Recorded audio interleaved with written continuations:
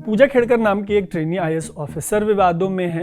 आपको तो पता ही होगा कि इन दिनों पोर्शे से लेकर ऑडी जैसी जो कारें हैं उनकी खबरों की बहार है। पूजा के विवाद में आने के पीछे की एक वजह यही ऑडी कार है। हुआ यह है कि उन्होंने एक प्राइवेट कार पर लाल बत्ती लगा दी। फिर क्या था, बवाल हो गया। ये भी हुआ कि उनको हाल ही में महाराष्ट्र के पुणे से वाशिम ट्रांसफ़र कर दिया गया। ट्रांसफ़र उनके कंडक्ट यानी आचार व्यवहार की वजह से किया गया। उसके बाद चीज़ें स्नोबॉल करती चली गई। अब बात यहाँ तक पहुँच गई है कि उन्होंने अपना ओबीसी का और डिसेबिलिटी का सर्टिफिकेट जो है उसमें भी बोला जा रहा है कि प्रॉब्लम है, लोचा है। बात तो इसकी भी हो रही है, उनके परिवार की, पारिवारिक संपत्ति की। और एक वीडियो आई है जिसमें उनकी माँ कथित तौर पर तमंचा लहराते हुए दिख रही हैं। वो भी नेता है, पूजा की माँ।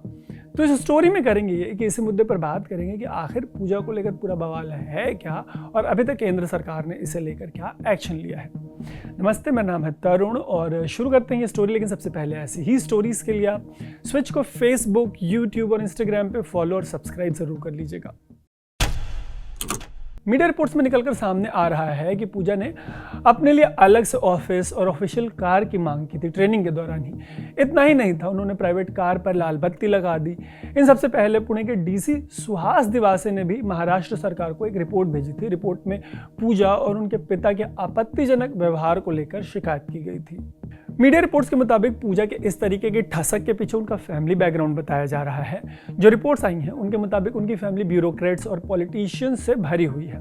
उनका ताल्लुक महाराष्ट्र के अहमदनगर जिले से है। उनके पिताजी Dilip Rao Khedkar Maharashtra pollution control board के रिटायर्ड ऑफिसर हैं। रिटायरमेंट के बाद वो राजनीति में आ गए। दिलीप राव जी ने 2024 का लोकसभा चुनाव प्रकाश अम्बेडकर की एक पार्टी है वंचित बहुजन अघाड़ी, इसी के टिकट पर लड़ा। पिताजी तो चुनाव हार गए, लेकिन पूजा की मां महाराष्ट्र के भलगांव से सरपंच हैं। वही तमंचा लहराते हुए दिखेंगे कथित तौर पर। उनका परिवार इसी गांव से आता है। पूजा के दादा भी सीनियर ब्यूरोक्रेट रह चुके हैं। फैमिली बैकग्राउंड के बाद अगर उनके करियर की बात करें तो पूजा अपना MBBS कंप्लीट कर चुकी हैं। रिपोर्ट्स के मुताबिक उन्होंने यूपीएससी के कई अटेम्प्ट्स दिए। 2019 में उन्होंने IRS निकाल भी लिया था। इसी से जुड़े एक वीडियो में वो कहती नजर आ रही हैं कि उनके OBC सर्टिफिकेट में किसी टेक्निकल इशू की वजह से वो 2019 में ये नौकरी ज्वाइन नहीं कर पाई थी। इसके बाद 2021 में सिविल सर्विसेज का जो एग्जाम हुआ उसमें पूजा 821वें नंबर पर रही।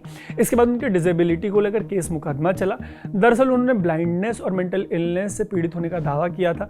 हालांकि इससे जुड़े मेडिकल एग्जामिनेशन के लिए वो पेश नहीं हुई। सेंट्रल एडमिनिस्ट्रेटिव ट्रिब्यूनल में यूपीएससी के खिलाफ केस मुकदमा चला। इसे लेकर OBC और डिसेबिलिटी सर्टिफिकेट वाला दोनों ही मामला फिर से विवादों में आ गया है। उनके ट्रांसफर और ऑडी वाला जो केस है उसके बाद अगर डिसेबिलिटी वाले मामले पर ही थोड़ी और बात करें तो कैट का 23 फरवरी 2023 का एक आदेश है। इसके मुताबिक यूपीएससी ने पूजा से अप्रैल 2022 में नई दिल्ली वाले एम्स में मेडिकल टेस्ट कराने को कहा था, लेकिन पूजा ने यह कहकर टेस्ट कराने से मना कर दिया कि उन्हें कोविड है।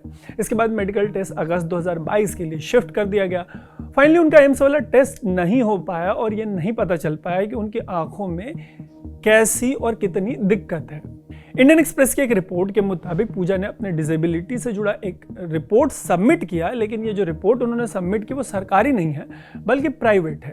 कई लोग उनके OBC वाले नॉन क्रीमी लेयर का जो सर्टिफिकेट है उस पर भी सवाल उठा रहे हैं। सवाल इसलिए उठाए जा रहे हैं कि वो किसी साधारण परिवार से नहीं आती। मीडिया रिपोर्ट्स में ये निकलकर सामने आया है कि पूजा के पिता ने इलेक्शन एफिडेविट दिया था, उसमें जो उनकी वेल्थ बताई थी उन्होंने वो 40 करोड़ की बताई थी।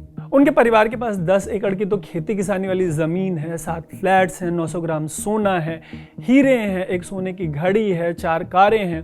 पूजा के खुद के पास 17 करोड़ की संपत्ति है। सोशल एक्टिविस्ट सवाल उठा रहे हैं कि इन सब की वजह से OBC के नॉन क्रीमी लेयर में कोई कैसे आ सकता है, कितना जस्टिफाइड है।